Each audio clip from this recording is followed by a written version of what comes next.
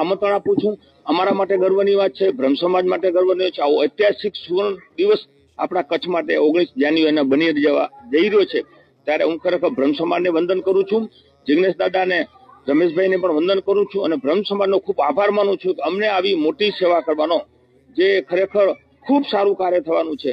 અને અમે તો આ બ્રહ્મ સમાજના દીકરીઓનું લગ્ન આ વખતે આવ્યું, પણ હજી પણ અમારા પાઇપલાઇનમાં ઘણા બધા આવા પ્રસંગો પડ્યા છે। અન્ય સમાજની દીકરીઓ માટે, મેડિકલ માટે, જીવદયા માટે, એજ્યુકેશન માટે, લગ્ન હોય, સમાજ ભવન હોય, તે બધા કાર્યોમાં અમારો પરિવાર હંમેશા ચિંતિત રહ્યો છે અને ઈશ્વરની કૃપા રહેશે ત્યાં સુધી આ કાર્યો અમે હંમેશા કરતા રહીશું। આ દીકરીઓ માટે પણ એક તમને કહું, મારા માટે ખૂબ આનંદ છે, હર્ષ છે કે આટલી દીકરીઓના સમૂહ લગ્ન કરવા મળે છે। મારા પરિવારમાં પણ અમારે 6 દીકરીઓ છે, પણ હવે મને એમ લાગે છે 6 નથી, હજારો બ્રહ્મ સમાજની દીકરીઓ પણ મારી બહેનો છે, દીકરીઓ છે, અને એમને પણ અભિનંદન આપું છું, એના માતા પિતાને, કે એ લોકો સમૂહ લગ્નમાં જોડાયા। આખા ગુજરાતમાંથી